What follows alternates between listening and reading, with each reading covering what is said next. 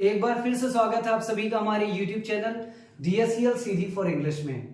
प्यारे बच्चों, हम लोगों ने टेंसेस कंप्लीट कर लिए और WH फैमिली का भी हमने जितने भी WH वर्ड्स होते हैं, जितने भी क्वेश्चंस पूछे जाते हैं डिटेल्ड इंफॉर्मेशंस के लिए, उन्हें भी हम लोगों ने प्रीवियस वीडियो लेक्चर में क्लियर कर लिया है।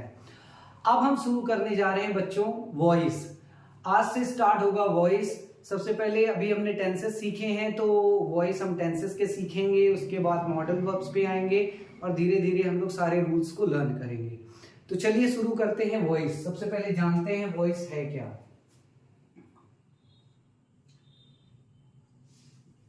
वॉइस वॉइस को बच्चों इंग्लिश में बोलते हैं watch.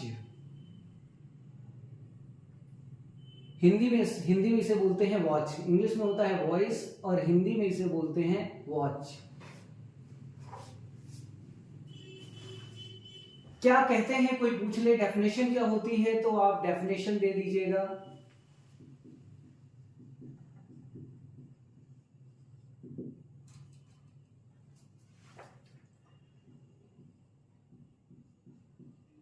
Voice is a term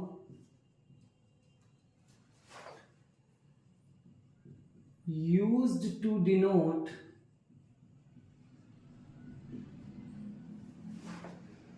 whether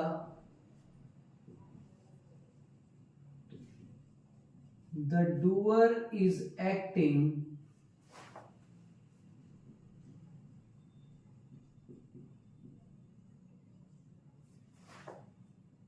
or being acted upon.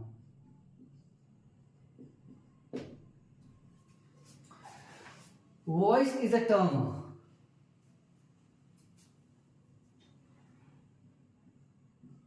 Watch वह शब्द है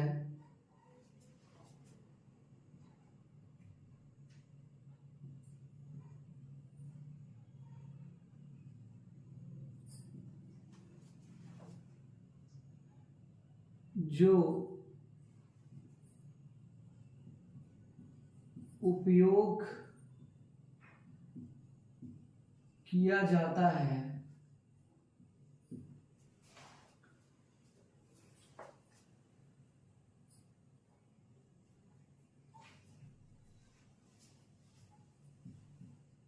दिखाने के लिए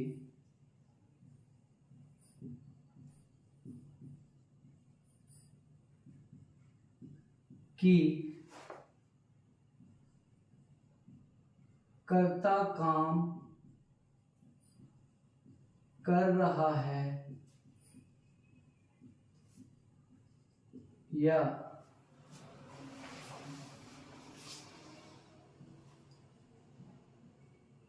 कर्ता के द्वारा काम किया जा रहा है।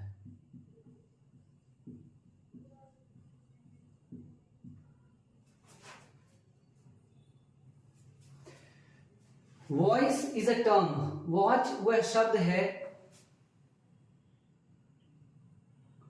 वॉच वह शब्द है voice is a term used to denote जो उपयोग किया जाता है दिखाने के लिए। टू डिनोट दिखाना, प्रदर्शित करने के लिए।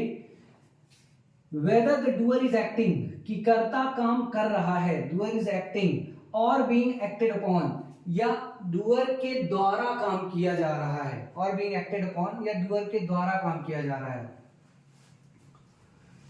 यदि कर्ता काम कर रहा है बच्चों, यदि डूअर एक्ट कर रहा है, तो अब हमें देखना होगा वो वॉइस के टाइप से। यदि डूअर एक्ट कर रहा है तो होगा बच्चों active voice, doer is acting, active voice होगा। अभी तक जो भी सारी चीजें हमने पढ़ी हैं वो एक्टिव वॉइस में थी, क्योंकि हर एक रूल में डूअर एक्ट कर रहा था। और यदि डूअर के द्वारा एक्शन किया जाएगा, डूअर एजेंट बन जाएगा सेंटेंस का, तो वो सेंटेंसेस हो जाएंगे पैसिव सेंटेंसेस। अब आइए देखते हैं एग्जाम्पल, देखिएगा।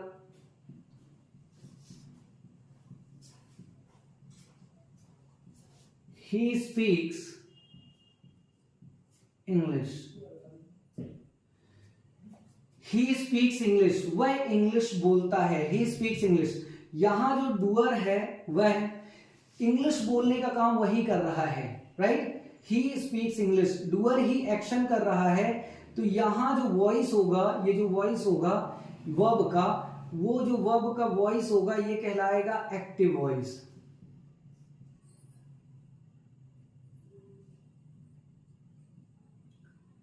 Active voice, active voice means बच्चों कर्ता कारक, जहां कर्ता काम करे, कर्ता वॉच, ठीक है। He speaks English.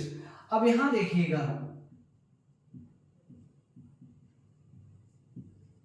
English is spoken by him.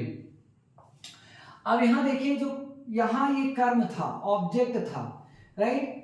He speaks English, वह क्या बोलता है, इंग्लिश। यहां ये ऑब्जेक्ट था सेंटेंस का, ऑब्जेक्ट अब यहां देखिए सब्जेक्ट बन गया, right. Subject, English is spoken. तो यहां जो है बात हो रही है, यू नो, ऑब्जेक्ट सब्जेक्ट बन गया और यहां कर्ता आ गया, एजेंट बन गया। मैंने कहा जैसे सेंटेंस जिसमें जो सब्जेक्ट है वो एजेंट बन जाता है तो पैसिव सेंटेंस हो जाते हैं। तो ये जो वर्ब है, ये जो है वो पैसिव वॉइस में है।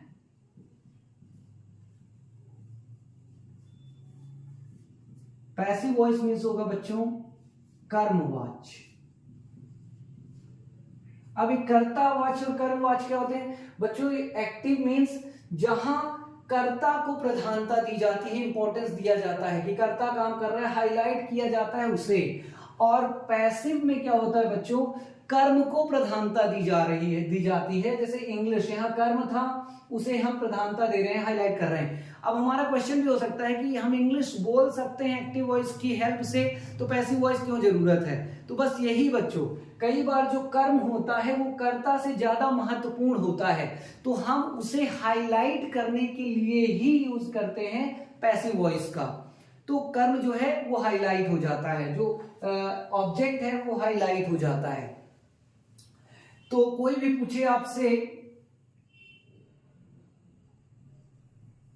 काइंड्स ऑफ वॉइस, तो वॉइस के दो टाइप होते हैं बच्चों, ऑलरेडी हमने लिख दिया है, यहां आप देख सकते हैं। एक्टिव वॉइस और दूसरा होगा passive voice. Active voice means बच्चों होता है, हिंदी में से हम बोलते हैं कर्तावाच,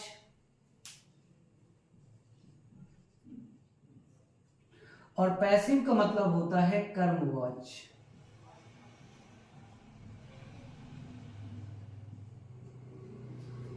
मतलब जहां कर्ता को प्रधानता दी जाती है, कर्ता को महत्व दिया जाता है जिन सेंटेंसेस में, उन्हें हम बोलते हैं एक्टिव सेंटेंसेस। और जिन सेंटेंसेस में कर्म को प्रधानता दी जाती है उन्हें हम बोलते हैं पैसिव सेंटेंसेस। ठीक है, तो आइए अब यहां देख लेते हैं थोड़ा सा डेफिनेशन। कोई पूछ ले आपसे एक्टिव वॉइस क्या कहलाता है, तो वॉइस में ही हमने डेफिनेशन लिखी है, जो आधी डेफिनेशन है बच्चों उसे आपको बता देना है। क्या बता देना है? बोल देना है when the subject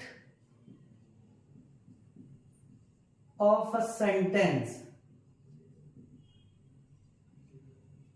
जब किसी वाक्य का subject, when the subject of a sentence, जब किसी वाक्य का subject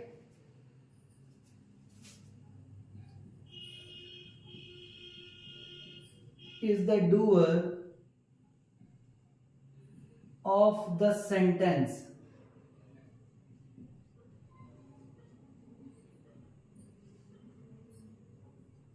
it's called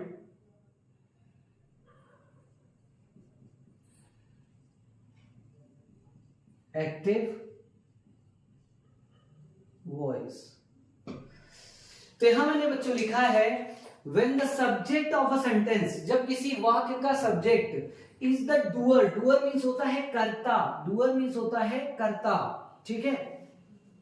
When the subject of a sentence is the doer of the sentence, it's called active voice. Means जब किसी वाक्य का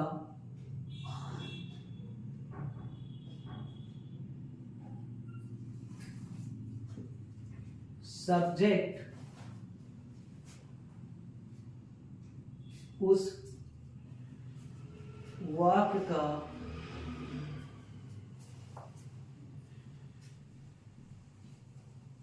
कर्ता हो तो उसे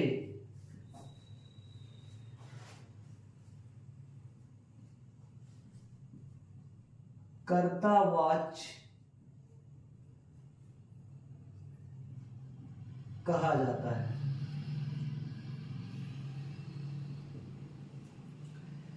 जब किसी वाक्य का सब्जेक्ट, जब किसी वाक्य का सब्जेक्ट उसे जब किसी वाक्य का सब्जेक्ट उस वाक्य का कर्ता हो, उस वाक्य का कर्ता भी सब्जेक्ट ही हो, तो उस सेंटेंस को जो होता है वहां उसे कर्तावाच्य कहा जाता है, उसे एक्टिव वॉइस कहा जाता है। तो एग्जाम्पल कोई बोले तो अब देखिए, जैसे वहां एग्जाम्पल हमने लिखा है ही स्पीक्स इंग्लिश, यहां सब्जेक्ट ही है और वही एक्शन भी कर रहा है इंग्लिश बोलने का, राइट। तो कर्ता ही यहाँ जो सब्जेक्ट है वही डूअर है, तो ये जो सेंटेंस है वो एक्टिव सेंटेंस होगा, ठीक है। आप चाहे तो एग्जाम्पल में इसे दे सकते हो, ही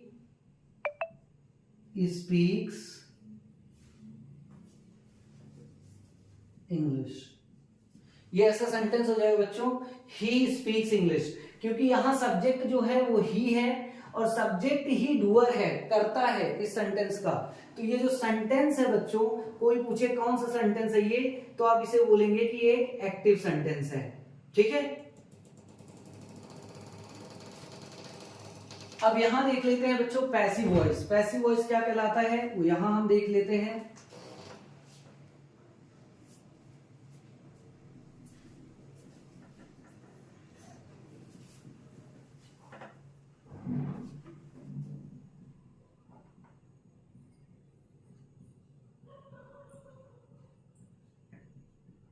When the object of a sentence is the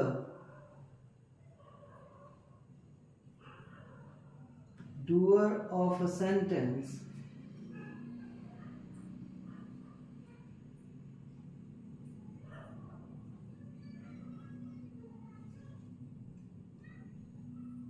it's called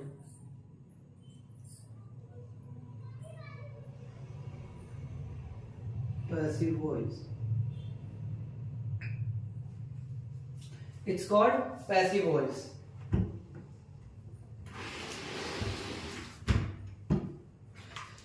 तो यहां देखेंगे बच्चों, इस बार हमने डेफिनेशन में क्या लिखा है, when the object of a sentence, जब किसी सेंटेंस का कर्म is the doer, कर्ता हो जाता है, of the sentence, उस वाक्य का, इट्स कॉल्ड पैसिव वॉइस, तो उसे कर्म वाच्य बोलते हैं।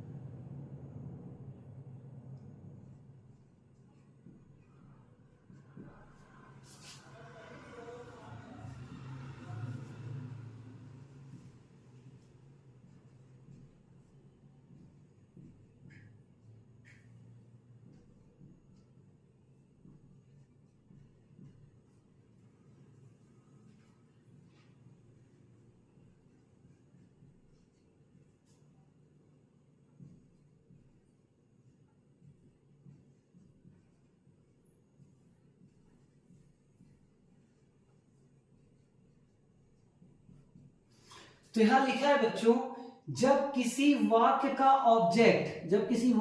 ऑब्जेक्ट उस वाक्य का कर्ता मतलब डूअर बन जाता है, डूअर मीन्स कर्ता बन जाता है, उसे कर्मवाच्य बोलते हैं, उसे हम बोलते हैं पैसिव वॉइस।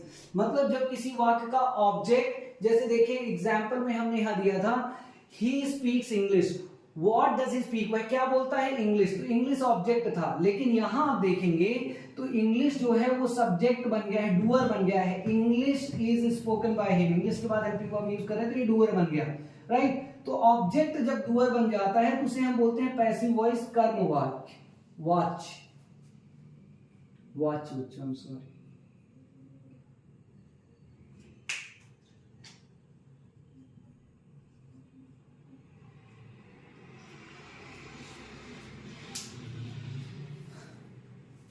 ठीक है बच्चों, अब कोई पूछे एग्जाम्पल तो आप एग्जाम्पल दे सकते हो। यहां एग्जाम्पल आप ये वाला उठा करके रख सकते हो, आप बोल सकते हो।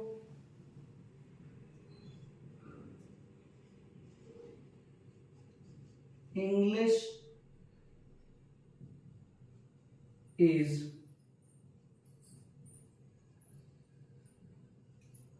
स्पोकन बाय हिम,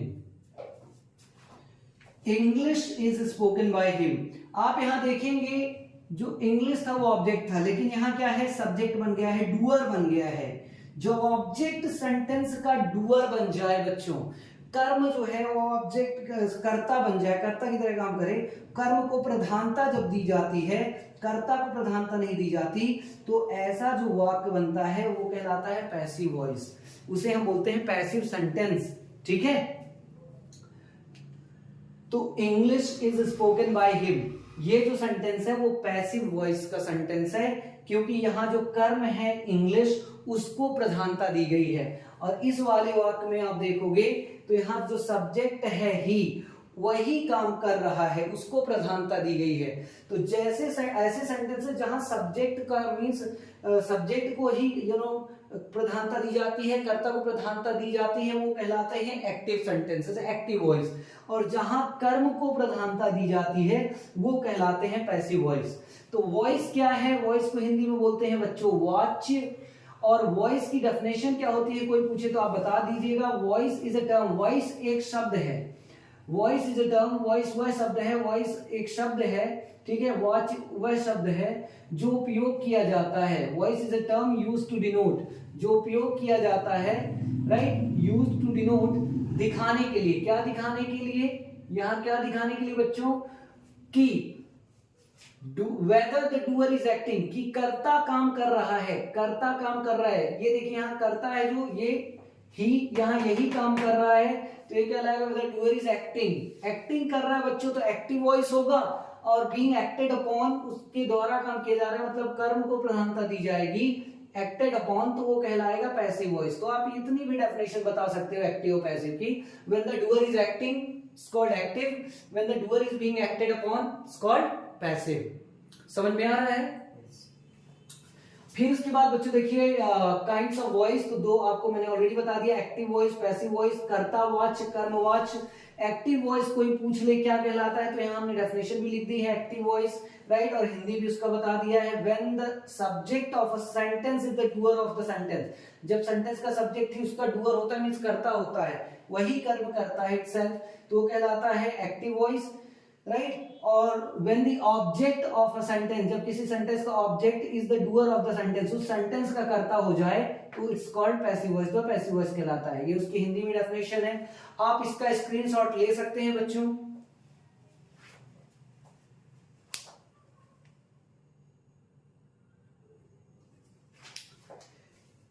चलिए, अब आपने इसका स्क्रीनशॉट ले लिया है, क्योंकि हम इसे इरेज करने वाले हैं। अब हम कुछ इंपॉर्टेंट रूल्स पढ़ेंगे बच्चों, जो पैसिव वॉइस में हमें देखना है, ध्यान से पढ़ना है।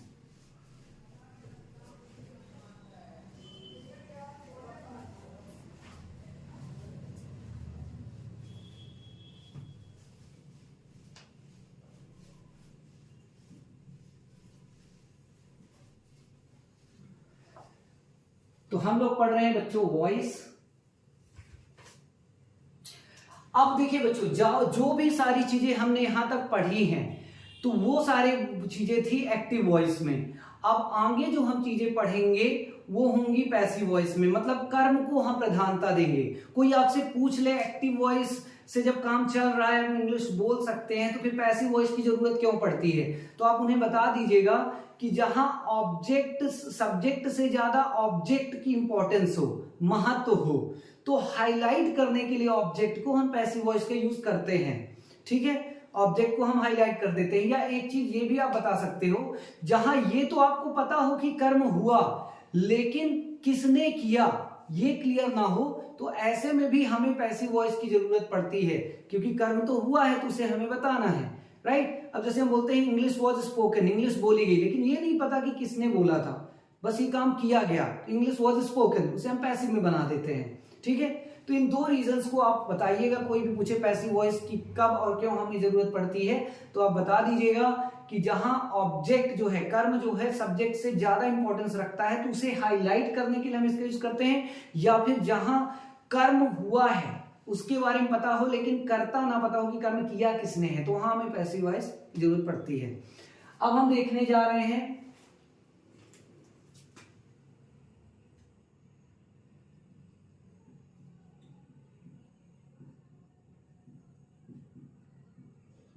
some important rules of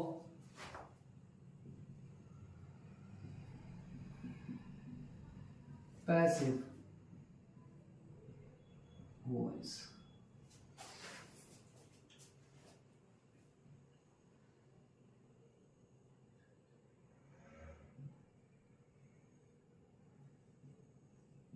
कर्मवाच्य के कुछ महत्वपूर्ण नियम। मीन्स बच्चों, किसी एक्टिव सेंटेंस को आपको पैसिव में चेंज करना है तो उसके क्या महत्वपूर्ण नियम होते हैं, हम उन्हें अब डिस्कस करने जा रहे हैं। सबसे पहला आपको ध्यान रखना है,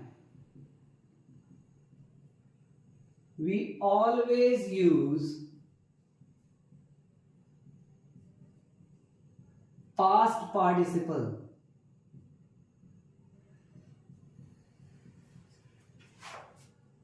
पास्ट पार्टिसिपल क्या है बच्चों, ब्रैकेट में लिख लीजिएगा, MV third form of the verb.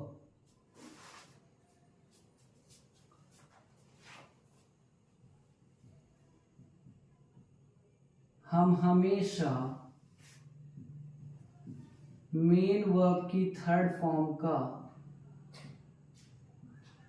प्रयोग करते हैं। हम हमेशा मेन वर्ब की थर्ड फॉर्म का प्रयोग करते हैं। तो जब भी पैसिव वॉइस बच्चों हम किसी सेंटेंस को बनाएंगे तो एक चीज कंपलसरी है जो आपको ध्यान रखना है कि आपको वर्ब की थर्ड फॉर्म यूज करना है, उसके अलावा कोई फॉर्म नहीं। जो वर्ब होगी, जो पैसिव वर्ब होगी, जिसे हम पैसिव में चेंज करेंगे, वो थर्ड फॉर्म में होगी। अब देखिए एक एग्जांपल हम देते हैं आपको।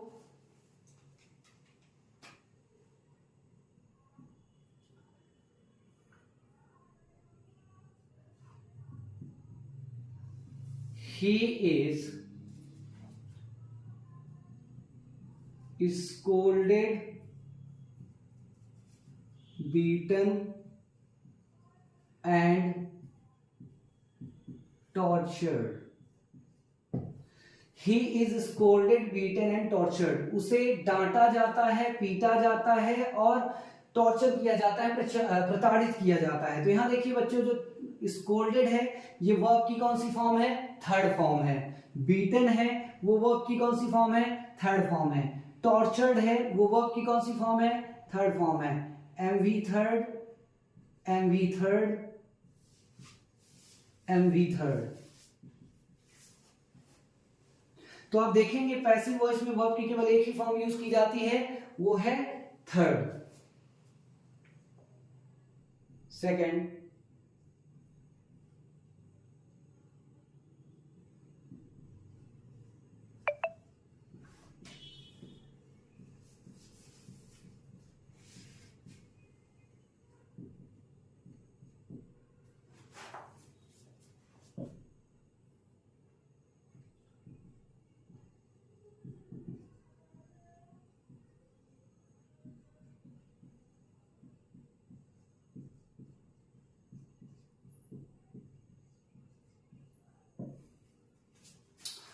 We always use by plus subject. By plus subject, जो एक्टिव का सब्जेक्ट होगा बच्चों, एक्टिव सेंटेंस का सब्जेक्ट होगा, वो हमेशा बाय के बाद आता है। यहां लिखा है अपार्ट फ्रॉम सम एक्सेप्शंस, कुछ अपवादों को छोड़ करके, कुछ अपवादों को छोड़ करके।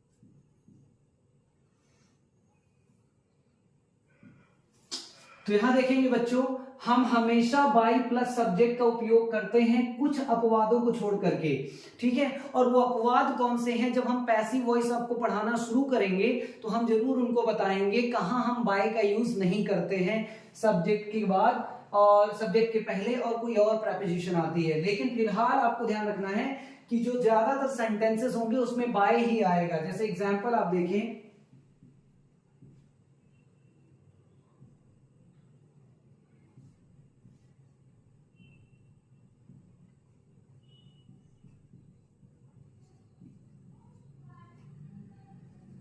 मुझे उसके द्वारा इनवाइट किया गया, आई वॉज इन्वाइटेड बाय हिम। तो आपने देखा जो एक्टिव का यहां सब्जेक्ट होगा ही इनवाइटेड मी, ही इनवाइटेड मी। जो एक्टिव का सब्जेक्ट था ही, वो आ जाता है बाय के बाद, यहां आ जाता है by plus subject. I was invited by him, by her, by my father. और यहां बाय का मतलब होता है के द्वारा बच्चों, bye my father, bye my friends, अपने फ्रेंड के द्वारा, बाय माई टीचर्स, अपने टीचर के द्वारा, राइट। तो यहां बाय प्लस सब्जेक्ट का यूज हम करते हैं, इस चीज को आपको ध्यान रखना है। थर्ड पॉइंट है जो आपको ध्यान रखना है,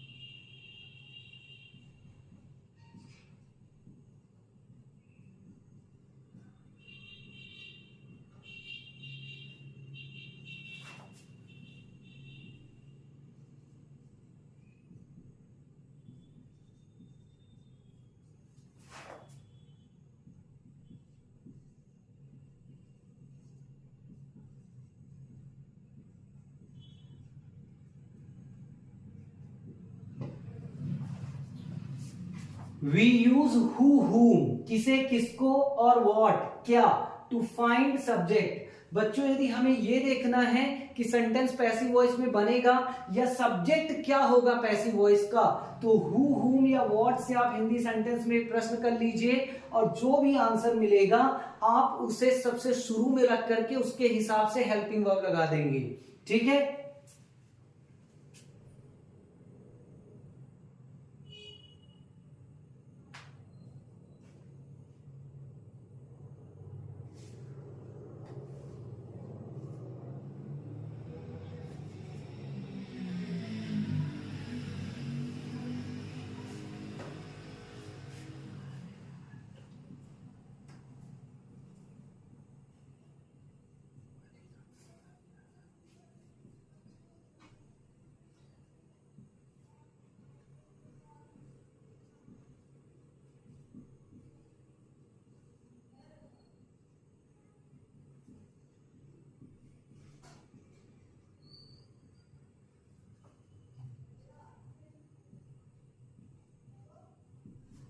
अब बच्चों यहां आप बोल सकते हैं हम किसे किसको या क्या का उपयोग, ये जो किसे किसको है या क्या का उपयोग सब्जेक्ट ढूंढने के लिए करते हैं। तो बच्चों होता क्या है, क्या किसे किसको वैसे ऑब्जेक्ट फाइंड करने के लिए किया जाता है, लेकिन आपको पता है पैसिव वॉइस में जो ऑब्जेक्ट होता है वो सब्जेक्ट बनता है। राइट, वो कर्म जो है वो शुरू में आता है और उसके हिसाब से हेल्पिंग वर्ब लगती है। इसीलिए हमने यहां लिखा है सब्जेक्ट ढूंढने के लिए, मींस जो भी आंसर इन दो प्रश्नों से आपको मिलेगा, किसे, किसको या क्या से, जो भी आंसर आपको मिलेगा आप उसे शुरू में रख करके हेल्पिंग वर्ब उसके हिसाब से लगा देंगे। अब आइए देखते हैं एक एग्जांपल और कैसे उसे करेंगे। सेंटेंस लिखा है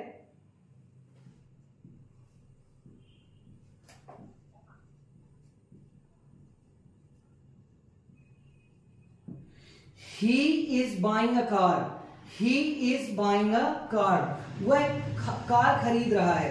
यदि हम सब्जेक्ट के बाद यहां व्हाट से क्वेश्चन करें, what is he buying, what is he buying, तो हमें आंसर मिल जाता है कार, राइट। जो भी आंसर मिला है बच्चों उसे हम सेंटेंस के शुरू में रख करके उसके हिसाब से हेल्पिंग वर्ब लगा लेंगे। यदि हम क्वेश्चन करें व्हाट मीन्स क्या, what is he buying, what is he buying, वह क्या खरीद रहा है, कार। हमें आंसर मिला तो इसका जब हम पैसिव वॉइस बनाएंगे तो ऐसा हो जाएगा, a car is being bought by him. अब आप देखिए जो भी आंसर हमें यहां मिला उसे हमने शुरू में रख के उसके हिसाब से हेल्पिंग वर्ब लगा करके उसका पैसिव वॉइस बना दिया, ठीक है। He is buying a car, हमने क्वेश्चन किया व्हाट, आंसर मिल गया। एक ये तो बात हुआ व्हाट से, एक बार हु हुम से भी देख लेते हैं।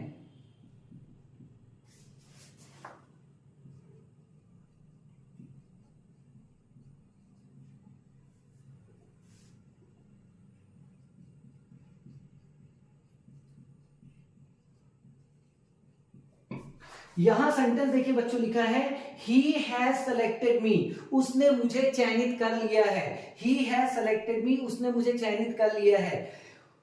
हु हैज ही सेलेक्टेड, उसने किसे चयनित कर लिया है। यदि आप यहां हु से क्वेश्चन करें, हु से क्वेश्चन करें, हु हैज ही सेलेक्टेड, तो आपको आंसर मिलेगा मी। उसने किसे सेलेक्ट कर लिया है तो आंसर आपको मिलेगा मुझे सेलेक्ट कर लिया है, तो ये आंसर मिल गया। अब इसके हिसाब से हम हेल्पिंग वर्ब लगा करके और सेंटेंस बना लेंगे। आई हैव बीन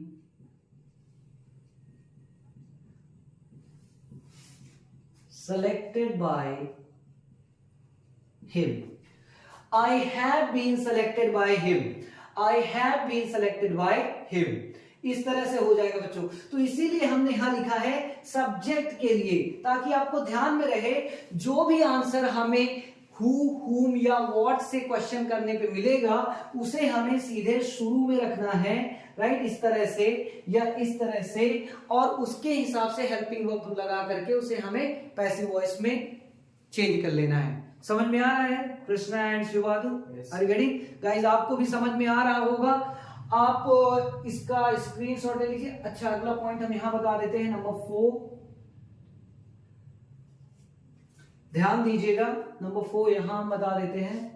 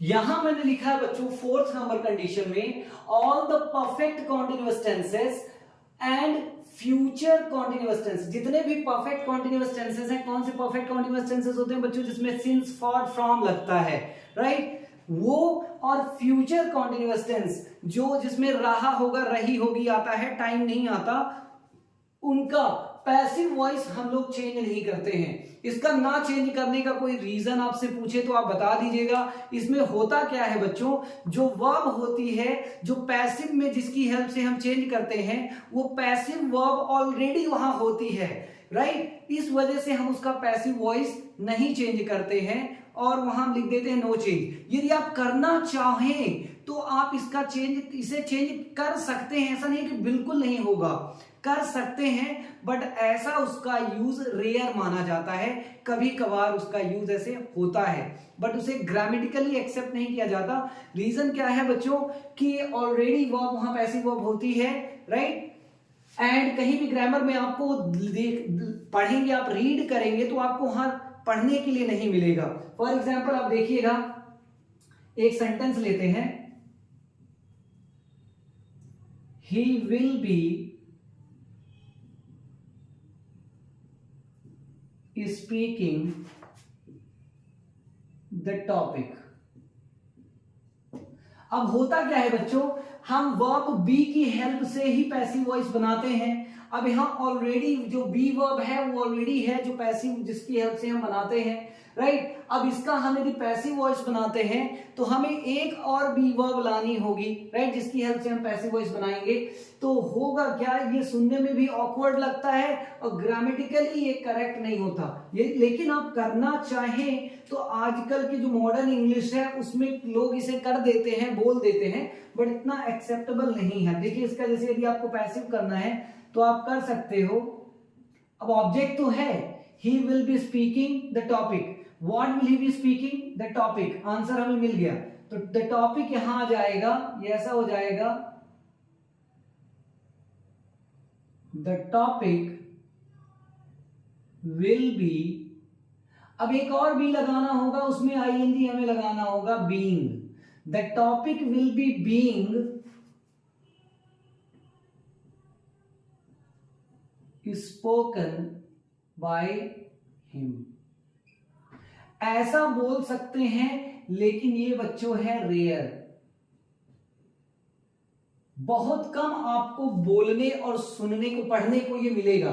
सुनने को बोलते हुए लोग और रीड करने को बहुत कम मिलेगा। बाकी यदि आप करना चाहो तो मॉडर्न इंग्लिश में ऐसा आप कर सकते हैं, he will be speaking the topic, the topic will be being spoken by him, right. लेकिन ये रेयर है बच्चों। अब इसी तरह का आप यहाँ विल बी की जगह कर सकते हो विल हैव बीन और हैज हैव बीन। अब उसमें भी देखिए बी वर्ब है जिसकी हेल्प से हम पैसिव वॉइस बनाते हैं, राइट, बीन। तो फिर हमें एक बीइंग लगाना पड़ेगा, उसके बाद फिर हम वर्ब में पार्टिसिपल का यूज करेंगे।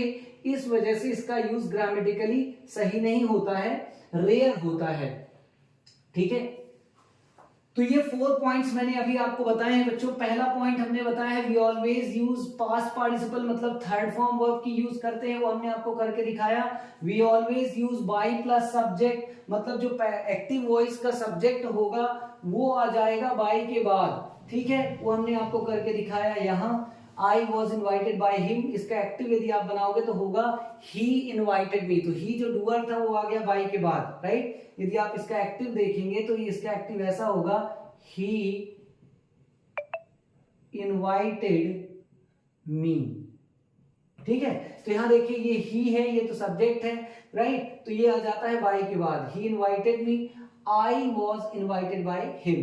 इसके बाद मैंने तीसरा पॉइंट बताया, we use who whom, किसे किसको और what क्या, to find the subject, subject find करने के लिए। किसका सब्जेक्ट, पैसिव सेंटेंस का सब्जेक्ट। पैसिव वॉइस जब बनाना हो, सब्जेक्ट फाइंड करना हो, तो इन दोनों क्वेश्चन से कर लीजिए। यदि आंसर मिल जाए तो आप उसे शुरू में रख करके इसके अकॉर्डिंग हेल्पिंग वर्ब लगा के चेंज कर दीजिए। होता क्या है बच्चों, कुछ ऐसे सेंटेंस होते हैं जिसमें ऑब्जेक्ट नहीं होता, उसका पैसिव नहीं चेंज कर सकते, मींस इंट्रांजिटिव वर्ब होती है। इंट्रांजिटिव वर्ब्स वो होती हैं जो ऑब्जेक्ट पे अपना प्रभाव नहीं डालती, मतलब जिनके बाद ऑब्जेक्ट नहीं आते, ओके। तो यहां हमने लिखा है उसका। अगला पॉइंट हमने यहां आपको बताया बच्चों, ध्यान से आप देखेंगे, fourth one, all the perfect continuous tenses and future continuous tense can't be changed, can't be changed, ये पैसिव में होगा, sorry, can't be changed into passive voice. जितने भी परफेक्ट टेंसेस हैं और फ्यूचर कॉन्टिन्यूअस टेंसेस हैं वो पैसिव वॉइस में चेंज नहीं होंगे।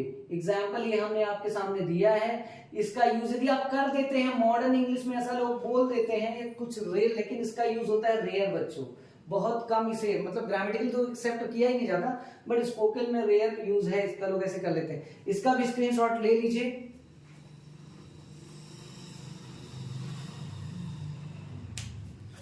अब आइए चलते हैं नेक्स्ट पॉइंट की ओर।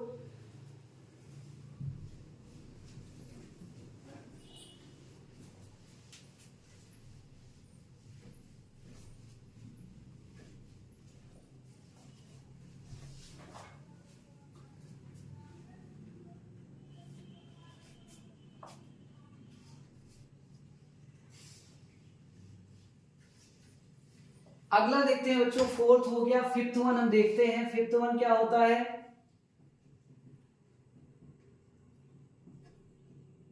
If theirs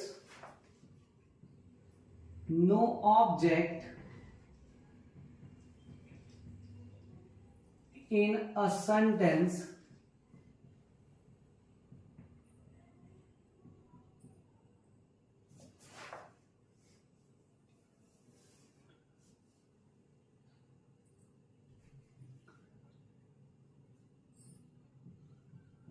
in an active sentence,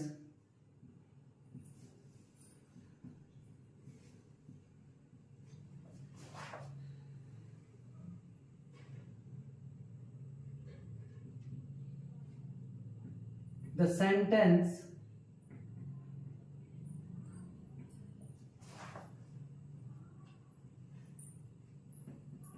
can't be changed into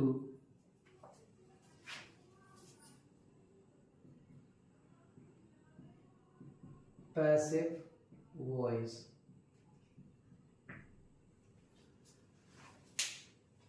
if there is no subject in an active sentence, यदि किसी एक्टिव सेंटेंस में बच्चों सब्जेक्ट ना हो, if there is no object, if there is no object in an active sentence, किसी active sentence में यदि object ना हो, the sentence can't be change into passive voice.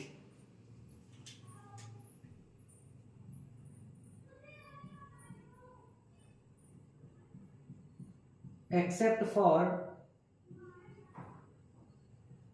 some exceptions।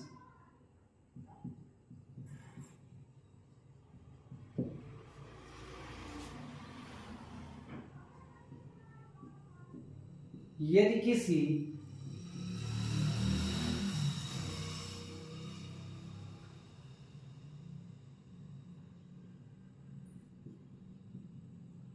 Active वाक्य में,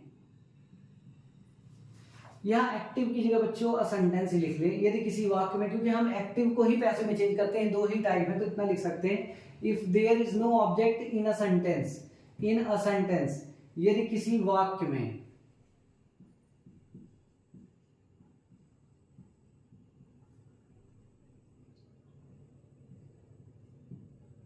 ऑब्जेक्ट ना हो तो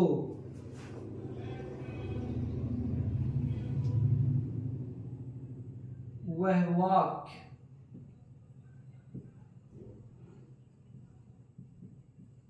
पैसिव वॉइस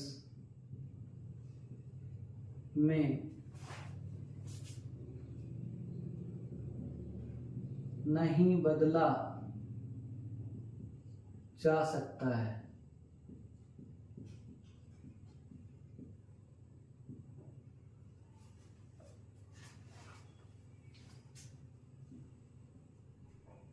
कुछ अपवादों को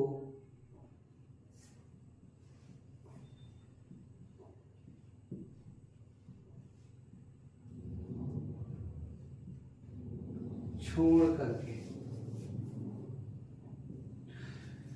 तो बच्चों यहां हमने लिखा है यदि किसी वाक्य में ऑब्जेक्ट ना हो, मतलब हम क्वेश्चन करते हैं क्या, किसे, किसको से, और यदि हमें आंसर ना मिले तो वह वाक्य जो है पैसिव वॉइस में नहीं बदला जा सकता है, कुछ अपवादों को छोड़ करके। कुछ अपवाद हैं जहां क्या किसी किसको से आंसर नहीं मिलेगा, फिर भी हम उन्हें पैसिव में बदल सकते हैं, वो आगे हम आपको बताएंगे। लेकिन अभी यहां हम देखते हैं कि कैसे होगा। He goes to market. He goes to market. वह बाजार जाता है।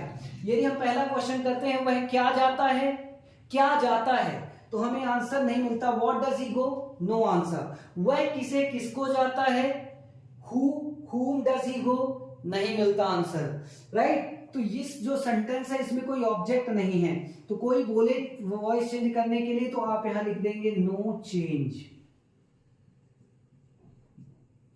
तो कुछ ऐसी वर्ब है बच्चों जो हमेशा इंट्रांजिटिव रहती हैं, जिनका पैसिव वॉइस हम सिंपली नहीं बनाते उनका यूज करके, राइट। जिसमें आप ध्यान रखिएगा स्लीप है, ठीक है, स्लीप के साथ साथ आपका सिट है,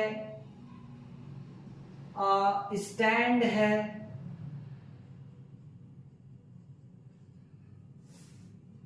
फॉल है, गो तो लिखा हुआ है, कम है, etc। ये इनट्रांजिटिव वर्ब होती है बच्चों। स्लीप हो गया, सिट हो गया, स्टैंड हो गया, फॉल हो गया, कम हो गया, ये इनट्रांजिटिव वर्ब होती है, मतलब इनके बाद ऑब्जेक्ट नहीं आता। और यदि ऑब्जेक्ट नहीं आएगा मतलब इनका पैसिव वॉइस नहीं बनेगा। तो ब्रैकेट में इस तरह से आप लिख दीजिएगा नो चेंज। पैसिव वॉइस का मतलब ये नहीं है बच्चों कि आपको कोई भी सेंटेंस मिले आप उसको पैसिव वॉइस बदल दो। ज्यादातर हमें ये बताया जाता है कि लास्ट में जो भी मिले उसे शुरू में रख के हेल्पिंग वर्ब लगा दो उस पर्टिकुलर टेंस के हिसाब से और चेंज हो जाएगा। तो आप कर दो market is gone by him, market is gone by him, तो आपका सेंटेंस हो जाएगा गलत बच्चों। इस चीज का आपको ध्यान रखना है। अब आइए हम बढ़ते हैं सिक्स्थ कंडीशन की ओर। दो और कंडीशन है जिन्हें हमें ध्यान रखना है। नेक्स्ट कंडीशन ये है बच्चों, if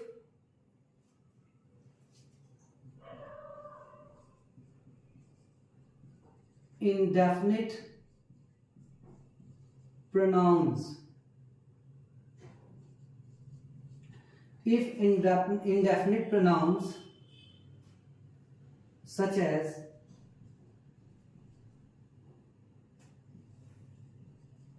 someone, one, somebody,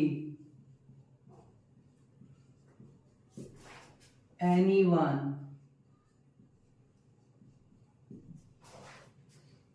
people। तो पीपल तो नाउन है बच्चों, आपको ध्यान रखना है, ये प्रनाउन नहीं है, राइट। लेकिन इसे हम यहां मेंशन कर देते हैं।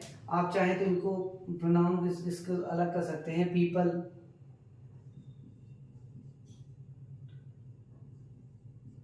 etc।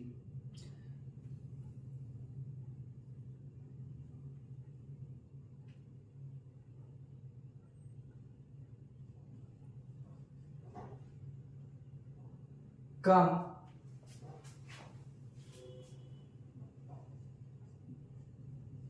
after, by, we neither write nor speak them।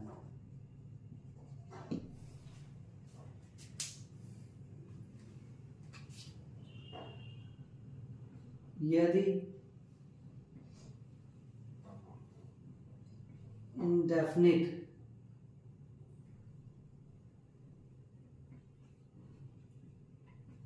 अनिश्चित सर्वनाम, यहां हमने नाउन का भी यूज कर दिया है बच्चों, इसे आप ध्यान रखिएगा, है ना। यदि अनिश्चित सर्वनाम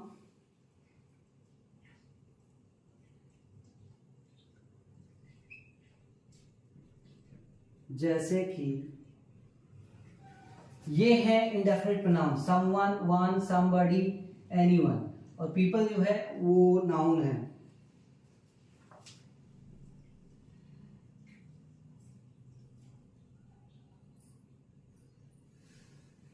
someone, one, somebody,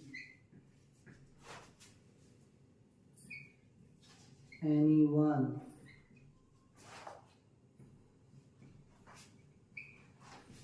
people, इत्यादि।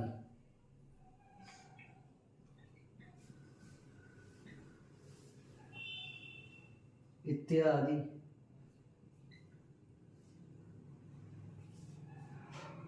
बाई के बाद आते हैं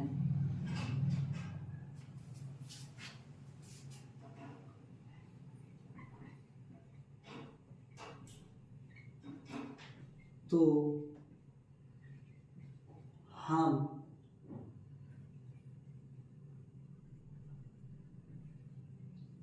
इन्हें ना तो लिखते हैं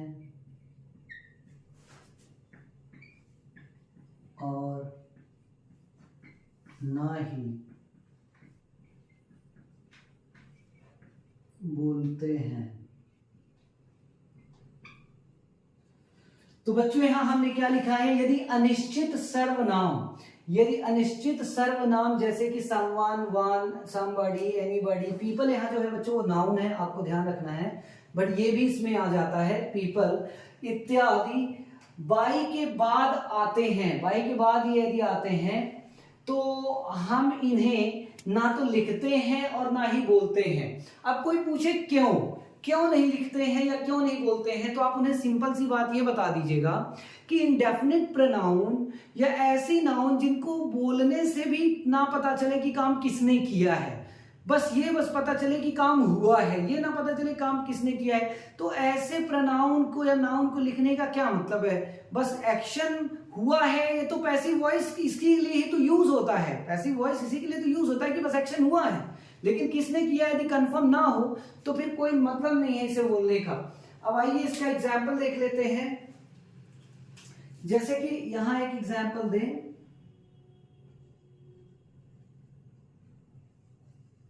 someone spoke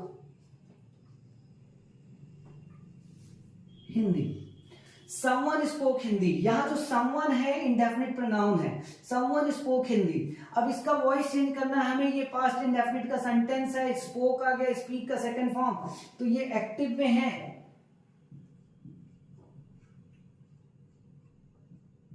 अब इसका पैसिव हम यहां बना देते हैं,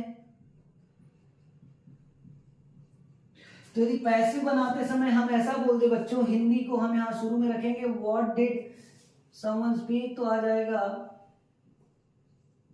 Hindi was spoken by someone. ये गलत है, Hindi was spoken by someone, तो बाय के बाद यदि ये आ रहे हैं तो इन्हें हमें नहीं लिखना है ना बोलना है बच्चों, क्योंकि इन्हें बोलने से भी नहीं पता चल रहा है। सो बच्चों ये हमने देखिए इसमें लिखा हुआ है, यदि अनिश्चित सर्वनाम जैसे कि someone, one, somebody, anybody, people, people यहाँ जो है वो नाउन है, इत्यादि बाई के बाद आते हैं तो उनका पैसिव वॉइस बनाते समय ना तो हम इन्हें लिखते हैं और ना ही बोलते हैं। यहां हमने एग्जाम्पल दिया समवन स्पोक हिंदी, और पैसिव में उसे चेंज किया, तो क्या कैसे चेंज किया, Hindi was spoken by someone, तो ये गलत है बच्चों, इसे हम ऐसा बोलेंगे हिंदी वॉज स्पोकन। अब देखिए यहां मैं आपसे पूछना चाहता हूं कि यदि मैं बोलता हूं Hindi was spoken by someone, ये मैं मेंशन कर भी देता हूं, तो क्या आपको पता चल पाता है कि एक्शन किसने किया, नहीं पता चल पाता कि एक्शन किसने किया। तो जब मेंशन कर देने के बाद भी प्रोनाउन ना पता चले कि एक्शन किसने किया, तो ऑलरेडी पैसिव वॉइस इसीलिए यूज ही होता है कि वो बताता है कि क्रिया हुई है, एक्शन हुआ है, बट करता नहीं पता कि किसने किया है, तो इसको मेंशन करने का कोई मतलब नहीं है, इसलिए इसे ग्रामेटिकली करेक्ट नहीं माना जाता। इतना ही हमें बोलना है हिंदी वॉज स्पोकन, ठीक है बच्चों। और एक आखिरी पॉइंट अब हम देख लेते हैं, नंबर 7, 7th नंबर पॉइंट है, if we translate a passive sentence in Hindi, we always find या ई ए।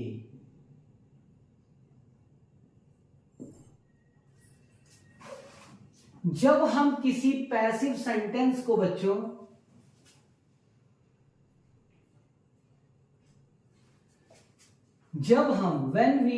यदि हम किसी पैसिव सेंटेंस को हिंदी में ट्रांसलेट करते हैं तो हमें हमेशा या ई ए वर्ड मिलते हैं उस सेंटेंस में। या जाता है, या जा रहा है, या गया, या जाएगा, या जा सकता है, या जाना चाहिए, या जाने को है, या जाया करता था।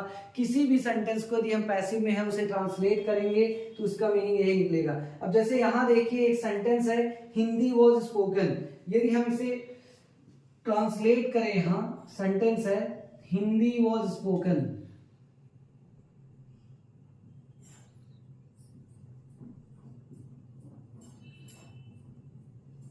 तो बच्चों इसका हिंदी हो जाएगा हिंदी बोली गई। यहां आप देखिए ई वर्ड आ रहा है ना, तो हमने कहा या ई ए, इनमें से कोई ना कोई वर्ड जरूर आएगा।